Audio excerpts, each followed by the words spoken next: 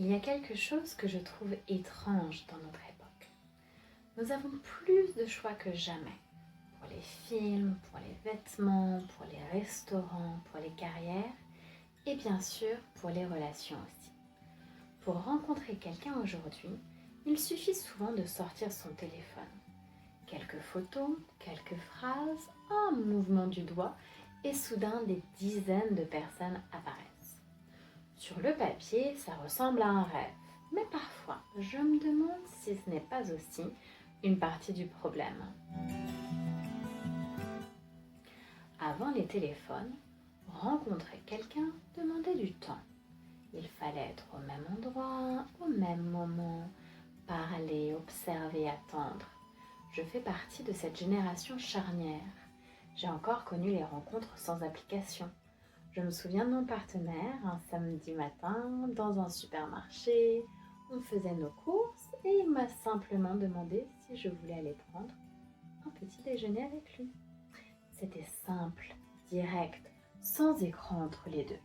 Aujourd'hui, on peut rencontrer des dizaines de personnes en une seule soirée. Des profils, des photos, des conversations rapides. Et pourtant, je ne suis pas certaine que cela nous rende plus satisfaits. J'ai vu passer une étude récemment qui m'a surprise. Selon cette étude, près d'un homme américain sur deux entre 18 et 25 ans n'a jamais abordé une femme en personne pour lui proposer un rendez-vous. Je ne sais pas si le chiffre est exact, 45, 47, 50%, mais même sans les statistiques, quelque chose me frappe. Nous avons plus d'outils que jamais pour entrer en contact avec les autres et pourtant, beaucoup de personnes semblent avoir de plus en plus peur de quelques secondes de vulnérabilité dans le monde réel.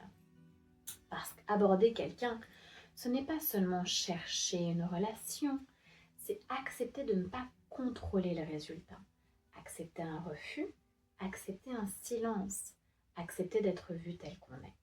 Et je me demande parfois si ce n'est pas cette partie-là qui devient difficile. Je pense que beaucoup de technologies modernes reposent sur la même promesse. Plus de choix, plus d'options, plus de possibilités. Et souvent ça fonctionne. Mais je me demande si les relations obéissent vraiment aux mêmes règles.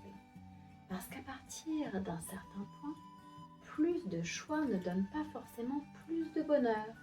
Parfois, ça donne plus d'hésitation, plus de comparaison, plus de doutes. Je me souviens très bien de la fin de mes études. Je me disais, je veux vivre partout sauf en France. Et je pouvais faire beaucoup de métiers différents. Sur le papier, c'était une liberté incroyable. En réalité, ça me terrorisait. Comment choisir quand tout semble possible ?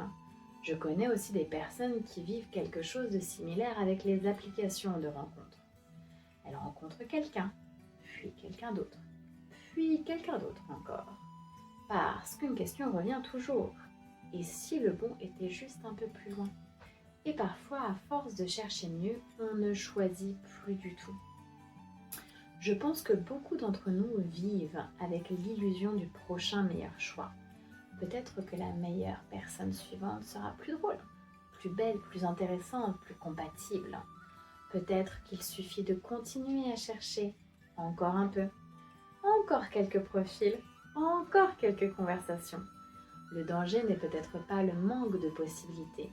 Le danger est peut-être de ne jamais considérer qu'une possibilité est suffisante. Je suis avec mon partenaire depuis 11 ans. Et honnêtement, après 11 ans, on connaît très bien les défauts de l'autre. On ne prend plus toujours des pincettes pour se parler. On sait exactement ce qui agace l'autre. On finit même par inventer du vocabulaire, par exemple. Mon partenaire m'appelle parfois un papillon. C'est très mignon. Sauf quand ça veut dire que je passe d'une idée à une autre sans jamais terminer la première.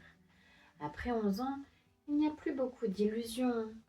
Mais il y a autre chose, une connaissance beaucoup plus profonde. Quand on regarde quelqu'un de nouveau, on voit souvent son potentiel. Quand on vit avec quelqu'un depuis longtemps, on voit aussi sa réalité. Et je pense que c'est là qu'une comparaison est injuste.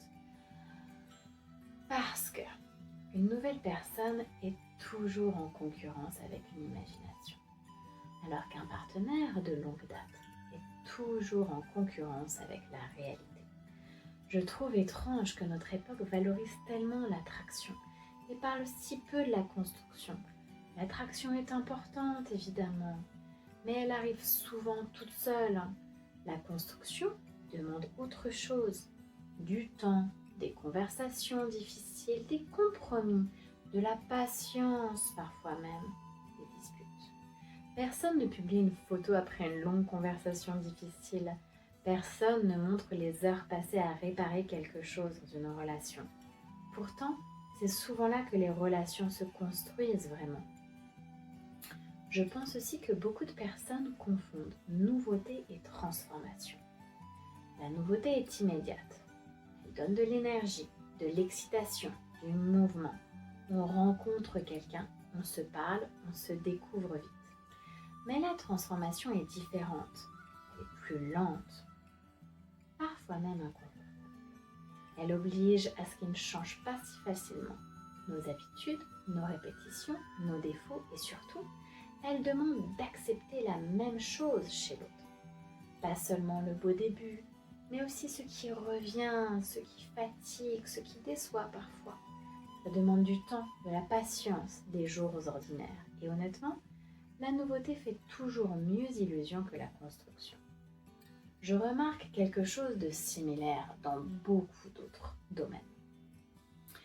Nous commençons un livre, puis un autre, puis un autre. Nous regardons une série, puis une autre. Nous commençons un projet, puis un autre.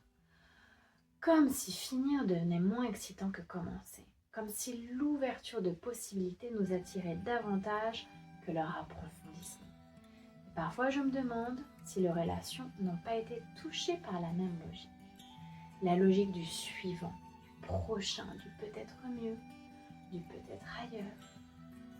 Quand je regarde notre ferme, je remarque une chose. Aucun arbre n'est devenu grand parce qu'on l'a déplacé tous les 6 mois. Aucun jardin n'est devenu beau parce qu'on l'a recommencé chaque semaine. Rien n'y devient intéressant rapidement. Pas les arbres, pas les jardins, pas les animaux. Tout devient intéressant avec le temps parce qu'on apprend à connaître les choses. Et peut-être que les personnes fonctionnent un peu de la même manière. Je n'ai pas de conclusion. Je ne sais pas si notre génération aime différemment.